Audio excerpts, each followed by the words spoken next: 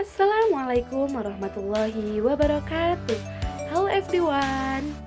Video kali ini saya buat untuk memenuhi tugas mata kuliah Pengembangan Media dan Sumber Belajar SD atau MI dengan dosen pengampu Ibu Pamungkas Setia Mulyani SPD MPD.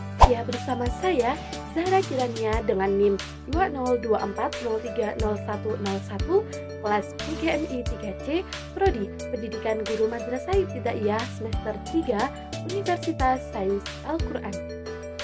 Kali ini saya akan membahas 12 materi dengan judul yang berbeda-beda. Yuk simak baik-baik.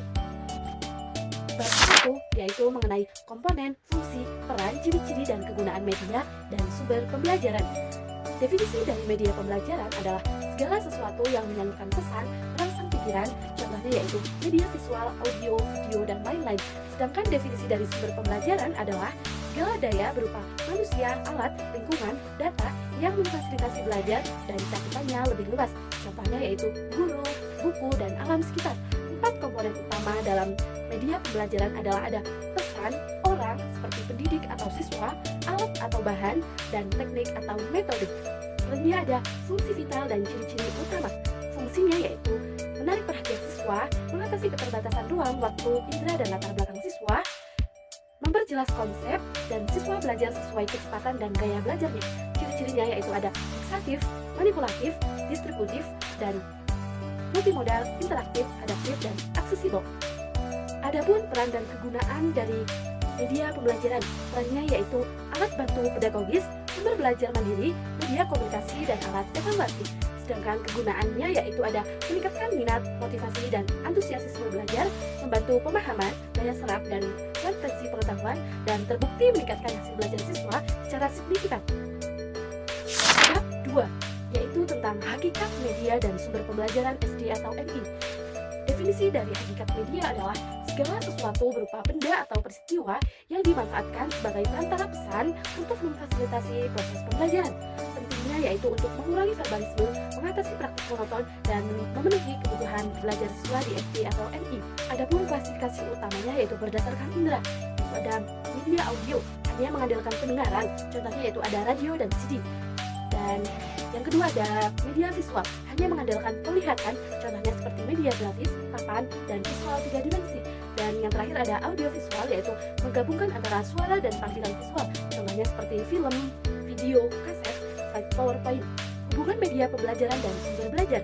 Media pembelajaran yaitu alat untuk menyampaikan pesan, mengubah konsep abstrak menjadi konkret, dan membuat pembelajaran lebih menarik. Sedangkan sumber belajar yaitu segala sesuatu yang dimanfaatkan siswa untuk memperoleh informasi dan pengetahuan, contohnya seperti buku, lingkungan, teknologi, dan lain-lain. Materi bab 3 yaitu dengan judul jenis media pembelajaran dan cara memilih sumber media pembelajaran. Jenis media pembelajaran yaitu ada visual meliputi gambar, foto, diagram, dan lain-lain yang mana menekankan indera penglihatan untuk memperjelas pesan. Ada juga media audio, contohnya seperti radio pendidikan, rekaman suara, podcast, dan lain-lain yang mana melibatkan indera pendengaran untuk pemahaman verbal.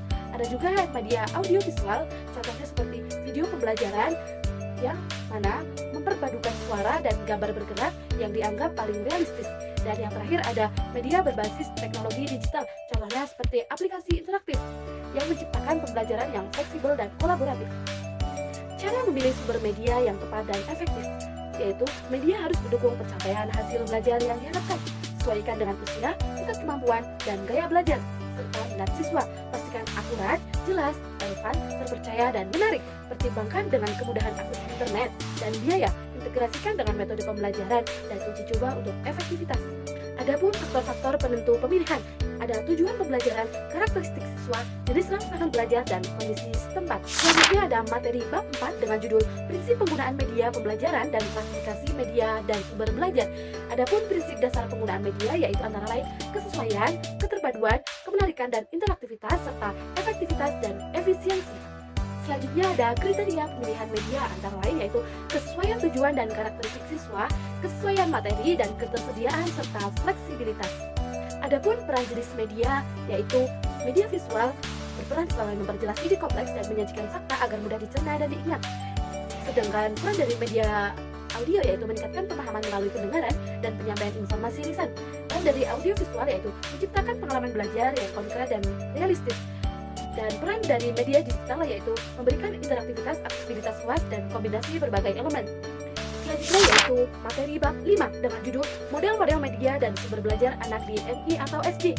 Definisi dari media pembelajaran adalah alat bantu guru untuk menyampaikan pesan atau materi agar mudah dipahami, lebih menarik dan konkret. Unsurnya itu ada pesan atau materi dan alat penampil seperti perangkat keras. Sedangkan definisi dari sumber belajar adalah segala sesuatu yang dimanfaatkan guru atau siswa untuk memperoleh pengetahuan, keterampilan, dan sikap. Contohnya yaitu lingkungan, orang, buku, modul, dan lain-lain. Adapun model-model media pembelajaran, media audio, media visual, dan media audiovisual. Media audio menyampaikan pesan melalui suara dan bunyi, contohnya rekaman. Media visual menyampaikan pesan melalui penglihatan, contohnya media grafis. Dan media audiovisual memiliki unsur suara dan unsur gambar, contohnya film. Adapun model-model sumber belajar yaitu pesan, orang, bahan dan program, alat, metode, serta latar.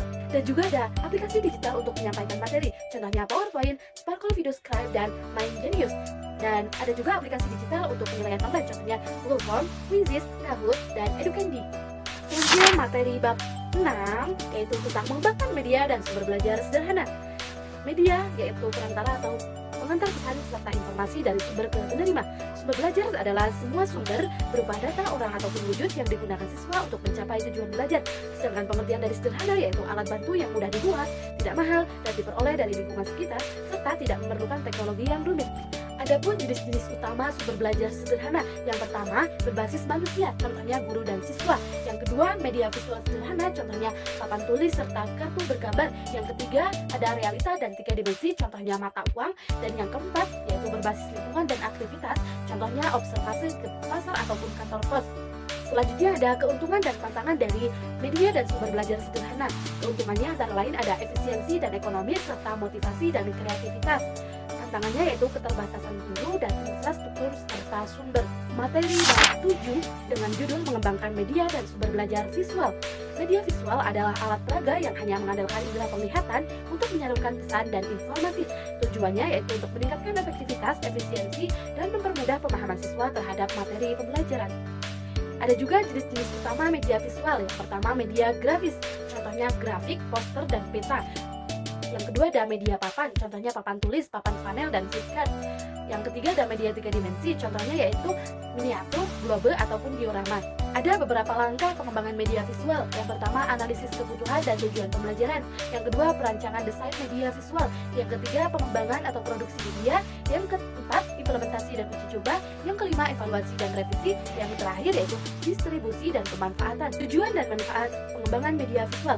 Tujuannya antara lain meningkatkan efektivitas dan efisiensi penyampaian materi, memudahkan pemahaman siswa, menyajikan informasi dengan cara yang menarik dan efektif, membantu siswa belajar lebih mandiri, serta mempermudah guru dalam menjelaskan materi yang kompleks. Dan manfaat penggunaan media belajar visual yaitu proses pembelajaran lebih menarik dan menumbuhkan minat serta motivasi belajar, materi lebih jelas dan mudah dipahami, metode pembelajaran lebih bervariasi, dan mengembangkan kreativitas siswa. Materi bab 8 yaitu tentang pengembangan media dan sumber belajar audio. Definisi dari media audio adalah alat atau sarana pembelajaran yang menggunakan suara sebagai saluran utama untuk menyampaikan pesan atau informasi. Fokusnya yaitu menitik beratkan pada rangsangan indera pendengaran, rangsang pikiran, perasaan, perhatian, dan kemauan peserta didik agar terjadi proses belajar. Ada juga bentuk penerapan media audio yang dapat meningkatkan efektivitas dan kualitas pembelajaran yaitu melalui yang pertama radio dan kaset interaktif, memungkinkan peserta didik terlibat aktif dan memberikan respon, misalnya mengerjakan latihan. Yang kedua ada podcast, hasil rekaman audio yang mudah didengarkan melalui internet, efektif di era digital. Storytelling atau bercerita yaitu meningkatkan kemampuan berbicara dan membangun kedekatan serta mengembangkan daya pikir dan imajinasi. Yang terakhir ada lagu, yaitu meningkatkan keterampilan lisan dan pemahaman juga sebagai sarana informasi dan edukasi. Ada juga kelebihan dan kekurangan dari media dan sumber belajar audio.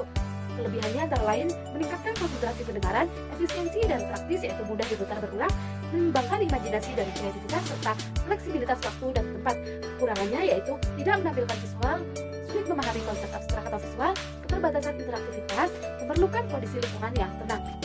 Materi bab 9 yaitu tentang mengembangkan media pembelajaran audio visual. Definisi dari media audio visual adalah alat bantu belajar yang menggabungkan dua unsur utama yaitu suara atau audio dan gambar atau visual secara bersamaan. Media ini melibatkan indera pendengaran dan penglihatan peserta didik untuk menerima pesan secara utuh. Tujuannya yaitu untuk menciptakan pengalaman belajar yang lebih nyata, menyenangkan, dan bermakna, mengatasi keterbatasan metode ceramah yang verbal dan monoton. Manfaat utama dari media audio visual yaitu untuk meningkatkan motivasi belajar, memperjelas dan memperkaya rangkaian pengalaman belajar, menyajikan proses secara cepat dan dapat disaksikan berulang-ulang, serta menanamkan sikap dan nilai positif. Ada juga klasifikasi media audiovisual. Yang pertama, audiovisual murni, yaitu suara dan gambar dalam satu kesatuan, contohnya film pendidikan ataupun video pembelajaran. Yang kedua, ada audiovisual tidak murni, yang mana visual dilengkapi dengan audio secara terpisah, contohnya yaitu slide presentasi dengan narasi, gambar berseri dengan rekaman suara. Dan yang ketiga ada model berbasis digital, contohnya video YouTube edukasi dan podcast serta lain-lain. Materi bab 10 yaitu tentang perkembangan dan penggunaan media berbasis teknologi dalam pembelajaran. Media berbasis teknologi sangat efektif dalam merevolusi dan meningkatkan kualitas pembelajaran, terutama jika digunakan secara terencana dan didukung infrastruktur memadai. Peran utamanya yaitu meningkatkan keterlibatan dan motivasi, memperjelas konsep dan memperluas akses. Perkembangan singkat tentang teknologi. Awal pada tahun 1990-an sampai dengan 1980-an, yaitu fokus teknologinya pada audio, visual, contohnya seperti slide dan OHP. Komputer terbatas, contohnya seperti CD-ROM. Yang kedua, internet dan e-learning pada tahun 1990-an sampai dengan tahun 2000-an, fokus teknologinya pada World Wide Web atau WWW, e-learning, dan Learning Management System atau LMS.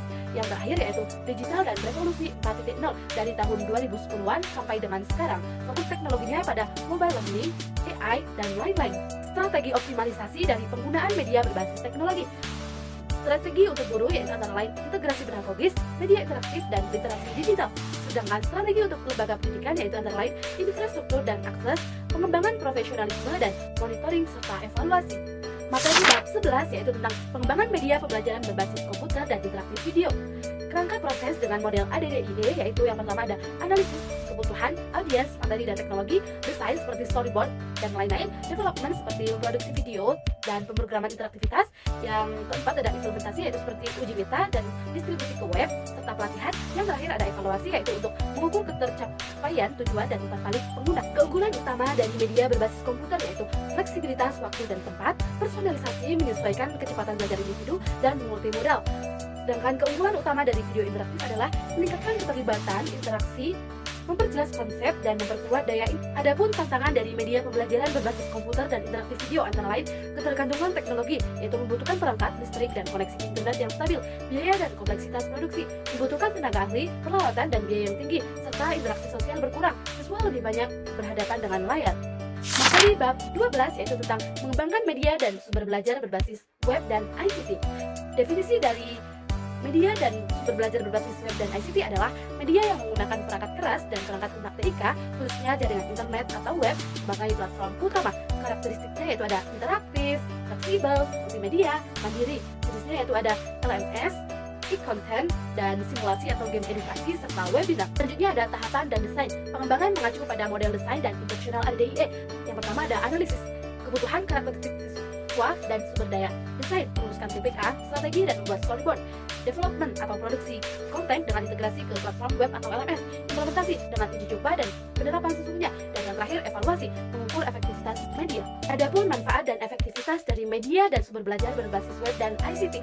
Manfaatnya antara lain meningkatkan motivasi melalui multimedia interaktif, memfasilitasi pembelajaran jarak jauh, mendukung personalisasi pembelajaran, serta mengembangkan keterampilan abad ke-21 atau literasi digital dan kolaborasi. Dan yang terakhir yaitu pengukuran efektivitas. Yang pertama ada hasil belajar kognitif melalui pretest dan post-test, kepuasan pengguna melalui angket ataupun kuesioner, dan yang terakhir aktivitas ataupun interaksi melalui analisis log server atau LMS. Terima kasih teman-teman, semoga bermanfaat dan sampai jumpa di lain kesempatan. Saya akhiri. Wassalamualaikum warahmatullahi wabarakatuh.